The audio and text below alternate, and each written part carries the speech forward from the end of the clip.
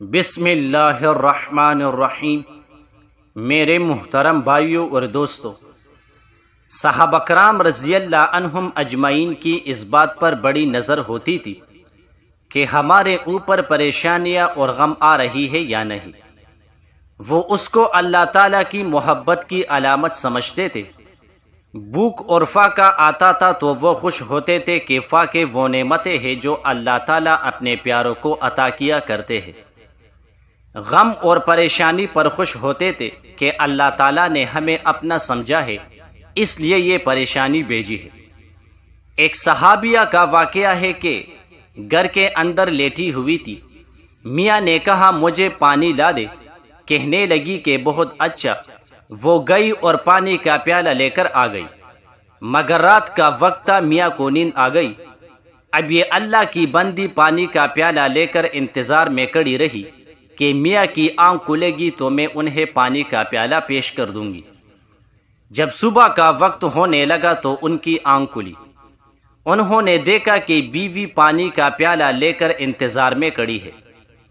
یہ دیکھ کر بہت خوش ہوئے اور کہنے لگے کہ اچھا، میں تجھ سے اتنا خوش ہوں کہ تو آج جو بھی مطالبہ کرے گی میں تیرے اس مطالبے کو پورا کروں گا۔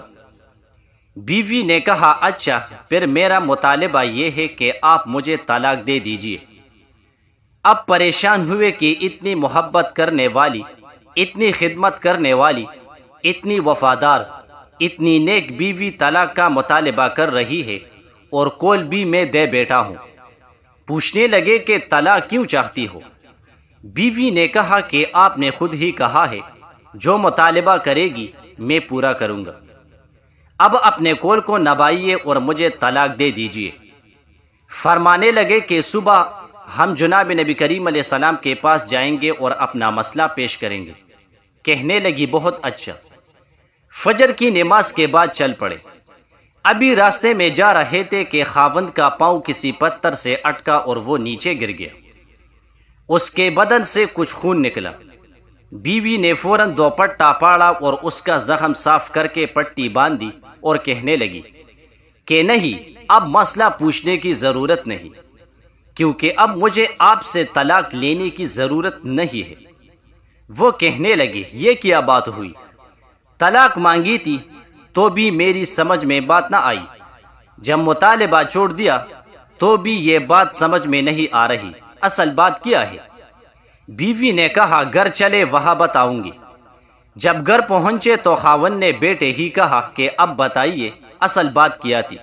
کہنے لگی آپ نے ہی تو جناب نبی کریم علیہ السلام کی حدیث سنائی تھی کہ جب اللہ تعالیٰ کسی سے محبت کرتے ہیں تو پریشانیاں اس کی طرف یوں دوڑتی ہے جس طرح پانی اونچی جگہ سے نیچی جگہ کی طرف جاتی ہے۔ میں آپ کی بیوی ہوں، کتنا عرصہ آپ کے ساتھ گزار چکی ہوں۔ میں نے آپ کے گھر میں دولت دیکھی، سکھ دیکھا، آرام دیکھا، خوشیاں دیکھی، مگر میں نے آپ کے گھر میں کبھی غم اور پریشانی نہیں دیکھی۔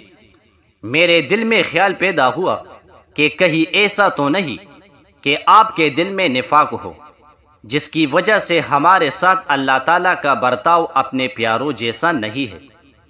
اس لیے میں نے کہا کہ جناب نبی کریم علیہ السلام کی حدیث سچی ہے، جو کچھ دیکھ رہی ہوں یہ غلط ہو سکتا ہے، لہٰذا میں نے چاہا کہ تم سے طلاق لے لوں، لیکن جب راستے میں جاتے ہوئے آپ کو زخم لگا، پریشانی آئی، تو میں نے فوراً سمجھ لیا کہ آپ کے ایمان میں کسی قسم کا شک نہیں کیا جا سکتا۔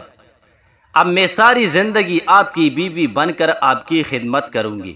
جزاک اللہ۔